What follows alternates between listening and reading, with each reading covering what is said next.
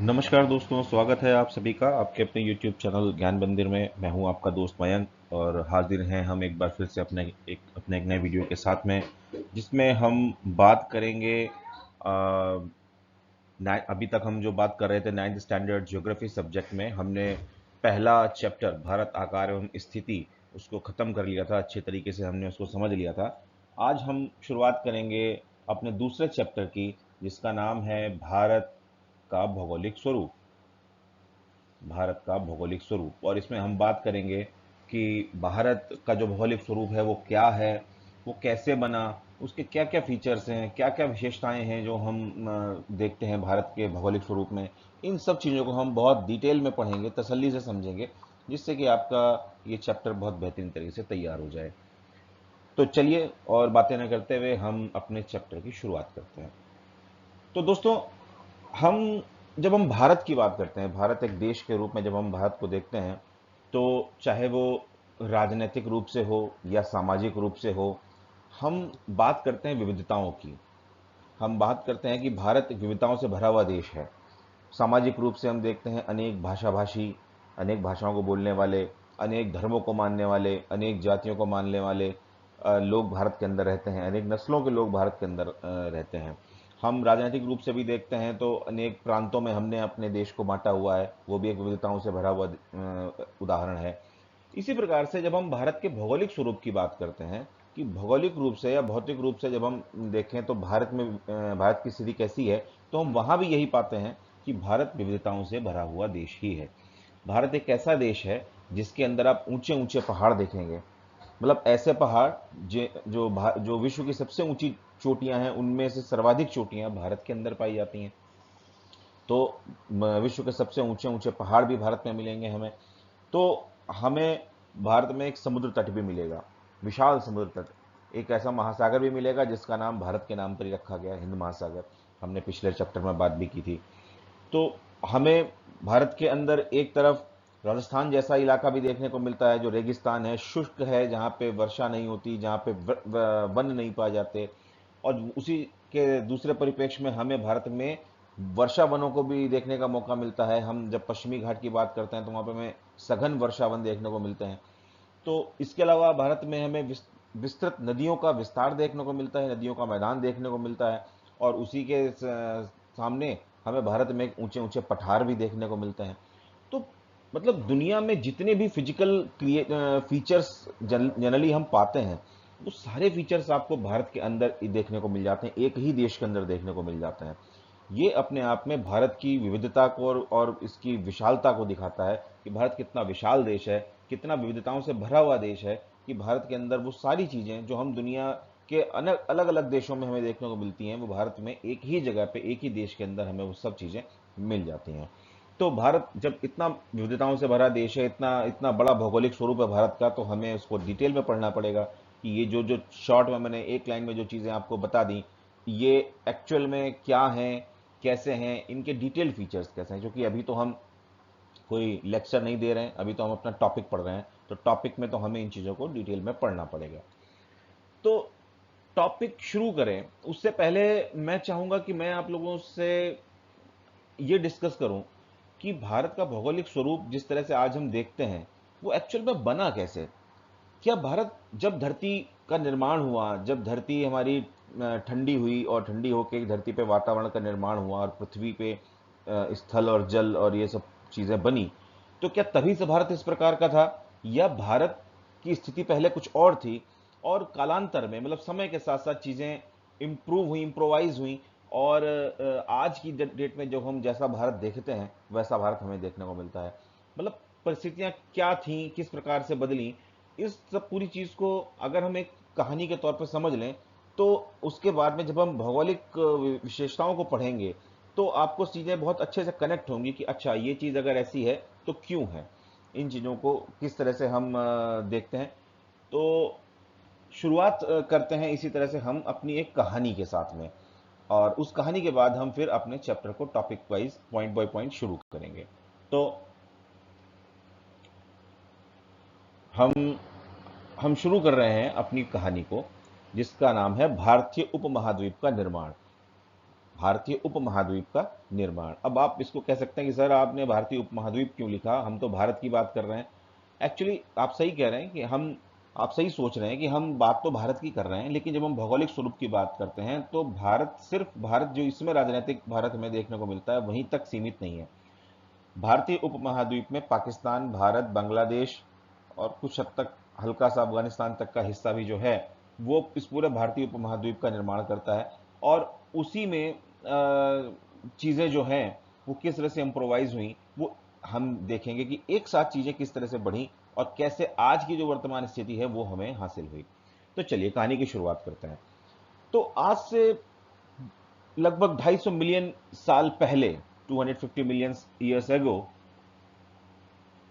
जब धरती बनी और बनने के बाद जब धरती ठंडी हुई और भारत धरती के ऊपर जो है वातावरण का निर्माण हुआ, 250 मिलियन ईयर्स एगो।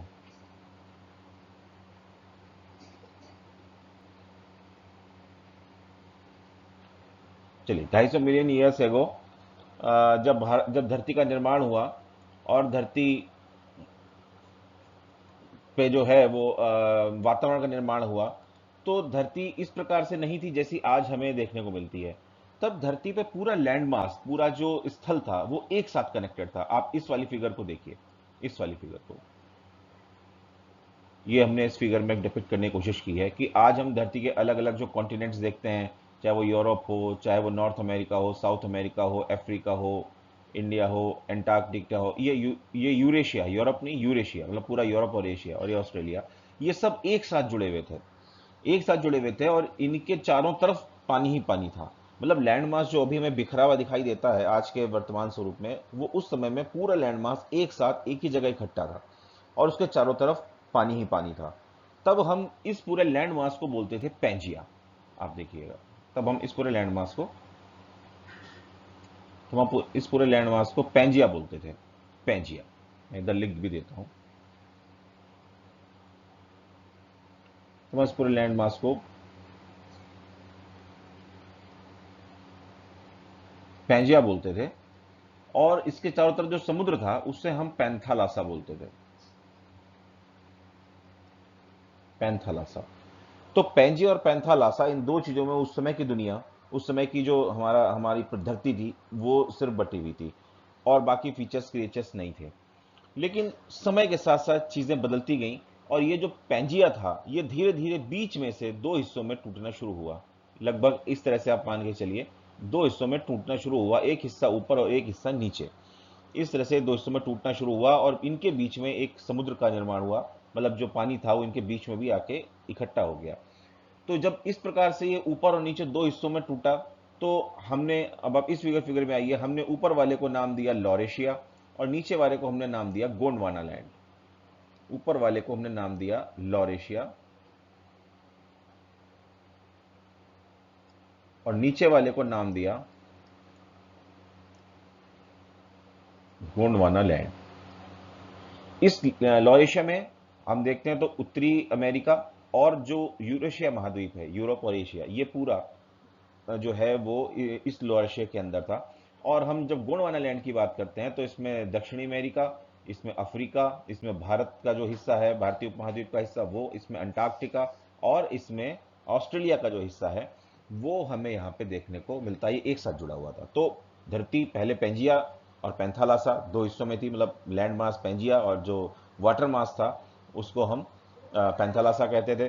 फिर पेंजिया धीरे धीरे ऊपर और नीचे दो हिस्सों में टूटा, जिसमें हमने ऊपर वाले हिस्से को लॉरेशिया कहा और नीचे वाले हिस्से को गोंडवाना लैंड कहा।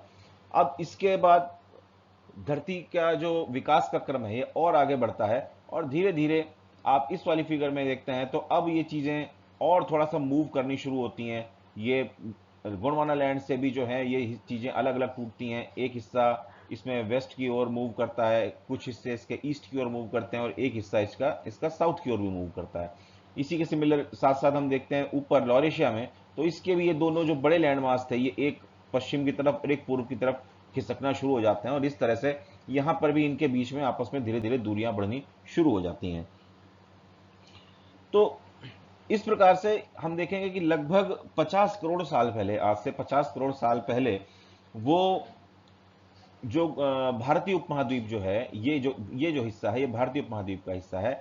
ये हिस्सा गोंडवाना लैंड से टूटा, ब्रेक हुआ, और टूट के यहां से लगभग 25 करोड़ साल पहले यहां से ये धीरे धीरे उत्तर की ओर, उत्तर पूर्व की ओर धीरे धीरे बढ़ना शुरू हुआ। उत्तर पूर्व की ओर धीरे धीरे बढ़ना शुरू हुआ। इससे अगले क्रम में जब हम अगली पिक्चर को देखते हैं तो आपको ये और समझ में आएगा। ये जुरासिक, और ये जब बढ़ना शुरू हुआ, ये जो पीरियड था, लगभग जुरासिक पीरियड था। आपने जुरासिक पार्क मूवी देखी होगी या नाम सुना होगा, जिसमें हम डायनासोर्स की बात करते हैं। तो ये पीरियड वही था जिस समय धरती पर डायनासोर्स का राज था, लगभग आप ये कह सकते हैं। तो इससे पहले ट्रियासिक, ये आप देख रहे हैं, पे लिखे हुए भी हैं, ट्रियासिक पीरियड था और ये जुरासिक पीरियड था। तो लगभग 145 मिलियन ईयर्स एगो, यानी 150, लगभग 50 करोड़ साल पहले, इस तरह से ये भारतीय उपमहाद्वीप का हिस्सा गोंडवाना लैंड से टूट के अपने उत्तर पूर्व की ओर बढ़ना शुरू हुआ।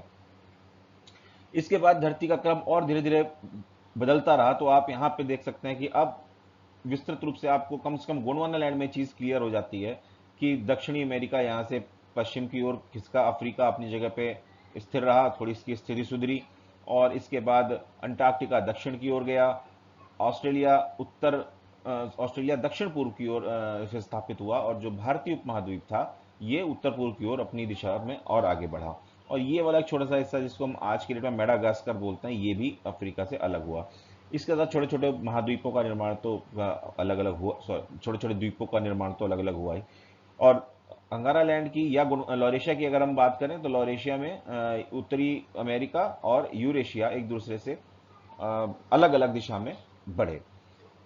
अब इसके बाद जब हम वर्तमान स्थिति की बात करते हैं तो इसी तरह से जब ये जो लैंड मासेस थे ये अपनी पोजीशन में और बढ़ते गए, एक हिस्से में जैसे अफ्रीका, दक्षिण अमेरिका पश्चिम में बढ़ता गया, और उत्तरी अमेरिका भी पश्चिम में बढ़ा, भारत जो है वो उत्तर पूर्व में बढ़ा। इस तरह से जब ये बढ़ते गए तो धीरे धीरे आज के डेट में हम अपने वर्तमान पृथ्वी की स्थिति देखते हैं कि वर्तमान स्थिति में जिस प्रकार से ये सारे महाद्वीप अब पोजिशनड हैं, स्थित हैं, कि ये पूरा एक यूरेशिया है, इसके नीचे ये अफ्रीका है, भारत, ये नॉर्थ अमेरिका है, ये साउथ अमेरिका है, ये ऑस्ट्रेलिया है, ये अंटार्कटिका है, और भारत जो था, भारतीय उपमहाद्वीप जो था, वो यहाँ से जाके सीधे सीधे वो कहाँ मिल गया, वो जाके मिल गया जो लॉरेशिया था, जिसको मंगारा लैंड भी बोलते हैं। तो लॉरेशिया में जो लैंड मास था, उस लैंड मास से जाके टकराया और उसका उसी का पार्ट बन गया।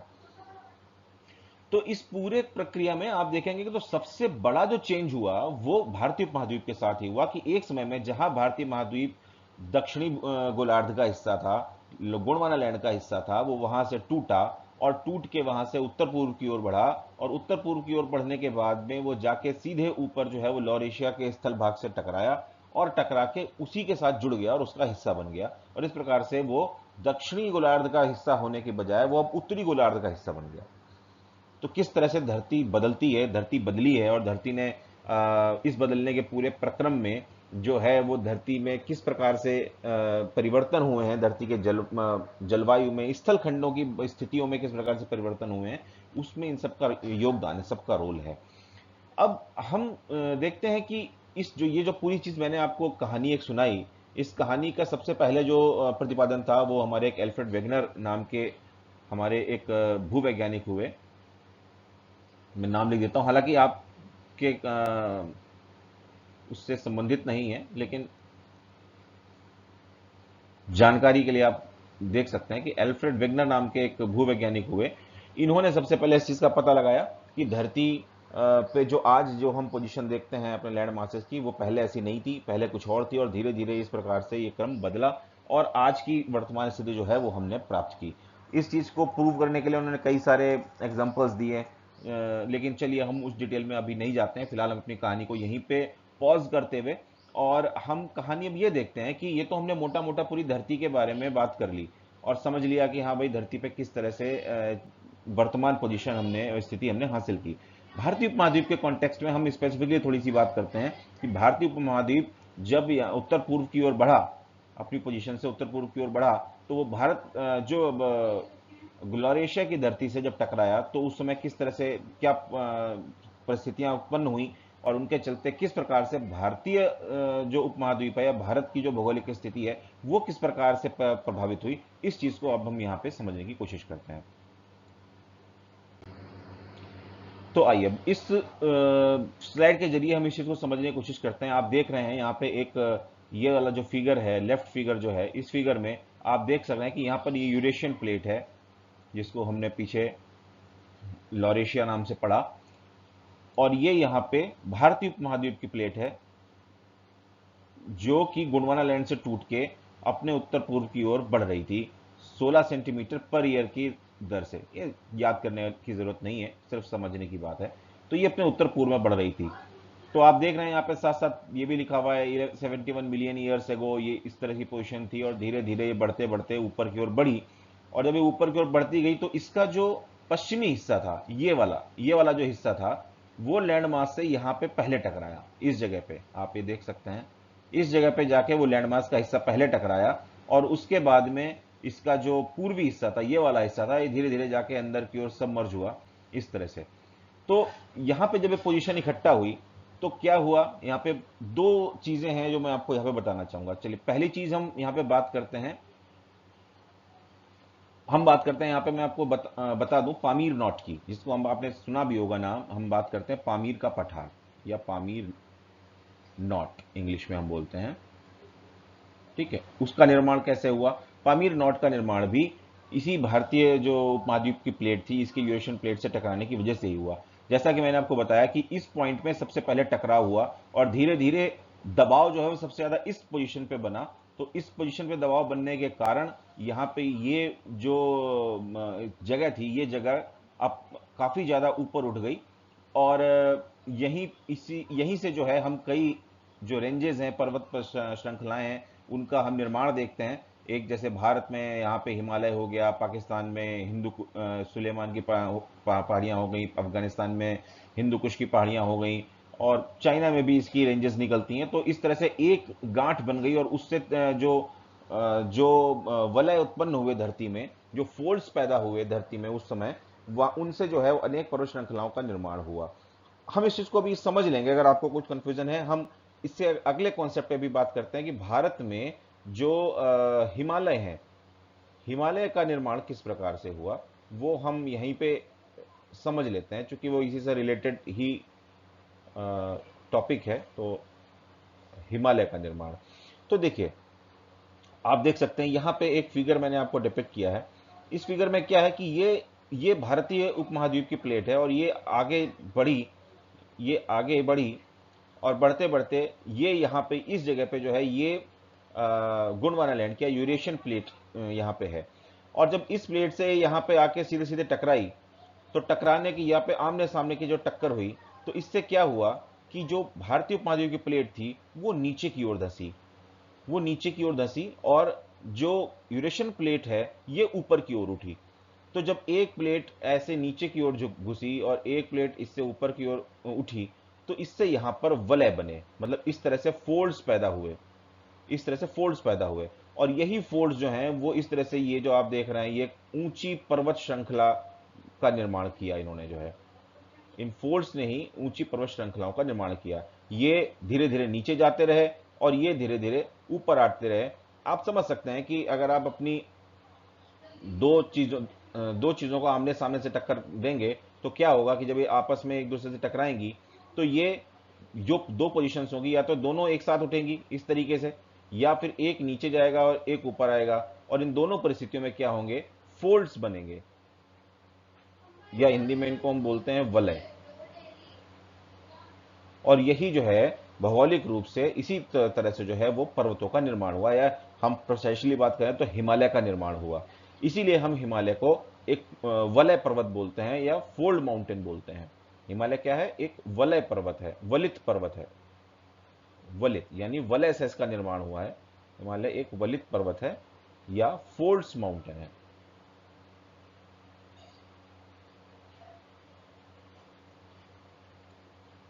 और इससे जो है वो इसी तरह से फोर्स के कारण ही हिमालय का निर्माण हुआ। अब हम देखते हैं कि इसमें पहले जो है आगे की जो श्रृंखलाएं थी, जो इनको हम अभी आगे डिटेल में पढ़ेंगे, शिवालिक पहाड़ियां जिनको हम बोलते हैं, और शिवालिक का निर्माण हुआ। और जब फोर्ट्स जैसे जैसे नीचे गहरे होते चले गए और मजबूत होते चले गए, तो यहाँ पे विशाल जो महान हिमालय है, उस महान हिमालय का फॉर्मेशन हुआ, उसका निर्माण हुआ, आप देखेंगे इसमें जो है। और डिटेल में अगर हमें इस पे कुछ जानना होगा तो हम आगे जब हिमालय को पढ़ेंगे तब हम वहां पे समझ लेंगे। फिलहाल के लिए मुझे ऐसा लगता है कि इतना आपके लिए जानना काफी होगा कि हिमालय का निर्माण किस प्रकार से हुआ। तो हिमालय का निर्माण जब भारतीय प्लेट यूरेशियन प्लेट से टकराई, और टकराने के फलस्वरूप भारत की जो भारतीय प्लेट है वो यूरेशियन प्लेट के नीचे सबमर्ज हुई, यानी नीचे की तरफ घुस गई, और जो यूरेशियन प्लेट है वो ऊपर की तरफ उठी। इसके चलते वलय का निर्माण हुआ, और उन उन वलयों के कारण जो है वो हिमालय का निर्माण हुआ, हिमालय बना। और ये हिमालय अपना इसीलिए जो है वलित पर्वत है, और हिमालय इसीलिए सबसे नवीन पर्वतों में से या युवा पर्वतों में से कहा जाता है कि ये बहुत ज़्यादा नहीं, ये मतलब आप देख सकते हैं यहाँ पे कि सिर्फ 10 मिलियन साल पहले ही लगभग भारत की ये स्थिति हुई है, ये हिमालय की ये स्थिति हुई है, और यहाँ पे हिमालय का निर्माण हुआ है। तो इस तरह से हम चीज़ें समझते हैं। और एक बात और भी है कि हिमालय का निर्माण जिस तरह से हुआ है, ये जो प्रक्रिया है, प्रक्रिया खत्म नहीं हो गई है। आज भी हम देखते हैं कि जो भारतीय प्लेट है वो हिमालय के नीचे अभी भी सरक रही है। हालांकि उसके सरकने की दर बहुत कम है, जिसके कारण हमें वो चीज़ महसूस नहीं देती। लेकिन अगर हम मीजरमेंट के तौर पे उस चीज को देखें तो हम ये प्रूव हुआ है कि नहीं, ये प्लेट अभी भी नीचे सरक रही है। इसके दो आप उदाहरण, इसके दो आप रीजन या फैक्ट्स आप देख सकते हैं। पहला फैक्ट तो ये है, आपको पता है कि जो माउंट एवरेस्ट, जो सबसे ऊंची दुनिया की सबसे ऊंची पर्वत चोटी है, माउंट एवरेस्ट की ऊंचाई जो है वो हर साल कुछ में बढ़ रही है। अभी भी वो धीरे धीरे और ऊंचा हो रहा है। तो वो किस तरह से हो रहा है, यही जो फोल्ड्स अभी भी बन रहे हैं, जो ये इंडियन प्लेट जो है वो नीचे सबडक्ट हो रही है यूरेशियन प्लेट के, इसी के चलते जो फोल्ड्स हैं वो अभी भी और ऊंचे हो रहे हैं। दूसरा इसका एग्जांपल हम देखते हैं अर्थक्वेक्स, भूकंप जिनको हम हिंदी में कहते हैं। भूकंप भूकंप क्यों आ रहे हैं, यही जो हमारी जो प्लेट्स हैं, जब ये प्लेट्स नीचे मूवमेंट करती हैं एक दूसरे के नीचे, उन्हीं मूवमेंट्स की वजह से जो है वो भूकंप आते हैं। तो आपको पता है कि हमारा पूरा हिमालयी क्षेत्र जितना भी है वो भूकंप के नजरिए से, भूकंप की दृष्टि से बहुत संवेदनशील है। वहाँ अधिकांशतः भूकंप आते रहते हैं। तो ये इसी चीज का प्रमाण है कि ये जो भूगर्भीय प्लेट्स हैं, भारत की जो भूगर्भीय प्लेट है, ये यूरेशियन भूगर्भीय प्लेट के नीचे अभी भी सबडक्ट कर रही है। उसकी दर भले बहुत कम हो गई हो, लेकिन वो अभी भी कर रही है, जिसके कारण हम देखते हैं कि माउंट एवरेस्ट की ऊंचाई बढ़ रही है और लगातार हिमालयी क्षेत्र में हमें भूकंप महसूस होते हैं। तो इस प्रकार से मैंने आपको यहां पे समझाने का प्रयास किया कि हिमालय का निर्माण कैसा हुआ। अब जब यहां हिमालय का निर्माण हुआ तो जो यहां पे जो भारत की जो प्लेट थी, यहां पे बीच में पूरा एक वैकेट यानी कि शून्य एक तरह से क्रिएट हुआ, क्योंकि यहां पे ये तो नीचे सरक गया, भारत का जो प्लेट था, ये प्लेट तो नीचे सरक गई और ये प्लेट यहां से ऊपर उड़ गई, तो बीच में एक वैकेट क्रिएट हुआ। और हिमालय के निर्माण के बाद जब हिमालय से नदियां निकली, उन नदियों ने यहाँ पर जो है वो अपने साथ जो हिमालय से जो मिट्टी, गाद, इस तरह से चीजें जब लेकर आई, तो उन्होंने यहाँ पे उनको डिपॉजिट किया, और इस तरह से इस जगह पे बन गए गंगा के मैदान। इस जगह पे बन गए गंगा के मैदान। तो आप यहाँ पे ये हमने एक साथ दो चीजों को समझने की कोशिश की कि भाई हिमालय का निर्माण कैसे हुआ, और जो हम गैंगेटिक प्लेन्स जो देखते हैं, उन प्लेन्स का निर्माण कैसे हुआ। तो वो हम यहाँ पे हमने दोनों चीजें समझी। ये मैं बहुत ब्रीफली आपको भी बता रहा हूँ। इन डिटेल अगर जो चीजें हमें पढ़नी होंगी वो हम आगे टॉप पॉइंट बाय पॉइंट्स पढ़ेंगे। और मैं आपको सिर्फ ब्रीफली अभी बता रहा हूँ कि किस तरह से चीजें जो है वो हुई। इसके अलावा हम भारत के जो स्पेसिफिक फीचर्स में हम देखते हैं, वो है डेक्कन प्लेटू, जिसको हम दक्षिण का पठार या जो है दक्कन दक्कन का पठार बोल देते हैं। वो कहाँ पे है, अगर आप इसी मैप में समझने की कोशिश करें तो वो लगभग यहाँ पे, मैं चेंज कर लेता हूँ इंक, लगभग यहाँ पे जो है वो आ, ये त्रिभुजाकार आकृति बनती है दक्षिण, यहाँ पे पठार की, दक्कन के पठार की। और ये पोजीशन कैसे है कि इस जगह पे, लगभग इसी जगह पे जो ये दबाव पैदा हुआ, उस दबाव के चलते यहाँ पे एक ज्वालामुखी विस्फोट हुआ, और उस बहुत विशाल ज्वालामुखी विस्फोट हुआ। मतलब वैज्ञानिक तो यहां तक कहते हैं कि ऐसे ज्वालामुखी विस्फोट जनरली धरती के इतिहास में नहीं देखे जाते। तो इतना बड़ा जब ज्वालामुखी विस्फोट हुआ, और उस विस्फोट में चूंकि इधर की तरफ तो ऊंचाई अब धीरे धीरे आ गई थी, तो जो ज्वालामुखी का जो लावा था वो दक्षिण की तरफ बहा, और जब दक्षिण की तरफ बहा तो इस जगह पे जाके उसने अपने आप, वो जो लावा था वो लावा पूरा डिपॉजिट हो गया, और वो लावा इतनी बड़ी संख्या में था कि उसने यहाँ पे लगभग लगभग एक एक हजार मीटर ऊंची जो है वो एक पूरी लेयर बिछा दी एक तरीके से, और वही लेयर जो है आज की डेट में दक्कन प्लेटू या दक्कन के पठार के रूप में हम जानते हैं। इसमें जो पश्चिमी घाट है, पश्चिमी सीमा है, इस जगह पे इस पठार का जो की हाइट है वो ज़्यादा है, और पूर्व की ओर ये धीरे धीरे कम है। आप इसको देखेंगे तो पूर्व की ओर ये धीरे धीरे कम है, और इसी में हम देखते हैं कि जो अपर्दन की प्रक्रिया या निक्षेप और जो प्रक्रियाएं जो होती रहती हैं, इनको आप डिटेल में अगली क्लासेस में पढ़ेंगे। तो जो धरती की जो प्रक्रियाएं होती रहती हैं, उन प्रक्रियाओं के चलते इनमें ये जो आज की स्थिति है दक्कन प्लेटू की, जो समतल पोजीशन हमें देखने को मिलती है, वो धीरे धीरे हमें वहाँ पे पैदा हुई और हमें आज देखने को मिलती है। इसी के चलते आप देखते हैं कि इसी दक्कन प्लेटू में आपको जो जितने भी हमारे भूगर्भीय भंडार हैं, खनिज भंडार हैं, वो आपको अधिकांशतया जो हैं वो इसी दक्कन प्लेटू में देखने को मिलते हैं, इसी सीमा में देखने को मिलते हैं। तो यहीं पे आपको इसलिए काली मिट्टी देखने को मिलती है, क्योंकि वो जो दक्कन प्लेटू से लावा की जो निकली हुई मिट्टी है, जो ठंडी होके और कई और रासायनिक प्रक्रियाओं के होने के बाद अब वो काली मिट्टी के रूप में हमें देखने को मिलती है, खनिज हमें यहाँ पे देखने को मिलते हैं। इस तरह से ये हम दक्कन प्लेटू के बारे में बात करते हैं। मैं यहीं पे एक चीज़ और बता दूं, जैसे हिमालय की हमने बात करी, हिमालय की जो चट्टाने हैं वो हम जनरली जो देखते हैं वो बेसाल्ट की चट्टाने देखने को मिलते हैं। हालांकि ये सब डिटेल में अभी हम आगे पढ़ेंगे पॉइंट बाय पॉइंट, तो यहाँ ज़्यादा इसको लोड लेने की जरूरत नहीं है।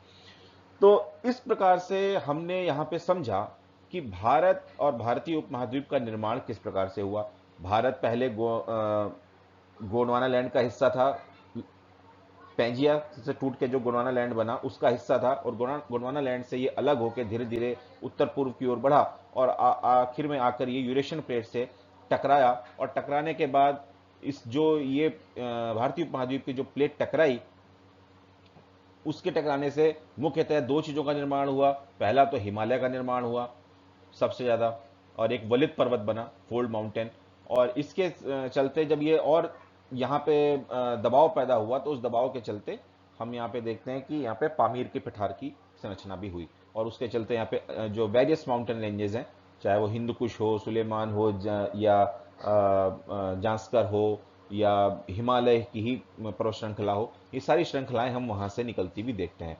तो इस प्रकार से ये हमने देखा। हमने ये भी देखा कि जब वलय किस प्रकार से पड़ते हैं, प्लेट्स को किस प्रकार से यहाँ पे मूवमेंट हुआ, सबडक्ट हुई, भारतीय प्लेट सबडक्ट हुई और यूरेशियन प्लेट ऊपर की ओर उठी, और इसके चलते वलय बने, और उन वलय से वलित पर्वत का निर्माण हुआ, जिसको हमने हिमालय नाम दिया। हमने ये भी समझा कि जब हिमालय का निर्माण हो गया तो जो बीच का जो जगह थी वो जो खाली रह गई, उस जगह पे जो हिमालय से निकलने वाली जो नदियां थी, उन्होंने अपने डिपॉजिट्स इकट्ठा करे, और उन डिपॉजिट्स के इकट्ठा करने के कारण वहाँ पे पूरे जो प्लेन्स हैं, मैदान हैं, जो हम आज की डेट में देखते हैं गंजेटिक प्लेन्स या गंगा के मैदान, वो उनका वहाँ पर निर्माण हुआ। दक्षिण की बात करें तो हमने देखा कि वहाँ पे जो है वो किस प्रकार से ज्वालामुखी विस्फोट के कारण वहाँ पे जो है वो जो ज्वालामुखी का लावा था वो इकट्ठा हुआ, और उसने वहाँ पे ऊंचे ऊंचे पठारों का निर्माण किया। कालांतर में लंबे समय के साथ में अनेक जो रासायनिक और भूगर्भिक प्रक्रियाओं के चलते उनमें कई जगह अपरदन भी हुआ, कई जगह पहाड़ियां थोड़ी ऊंची हुई, और आज की वर्तमान स्थिति हम देखते हैं जहां पर एक तरफ पश्चिम में ऊंची पहाड़ियां और पूर्व की ओर ढलान या समतल मैदान हम देखने को पाते हैं। इस तरह से पूरे दक्कन प्लेटू को हमने समझा। तो ये मोटा मोटा एक ब्रीफ कॉन्टेक्स्ट था भारत के भौगोलिक स्वरूप का।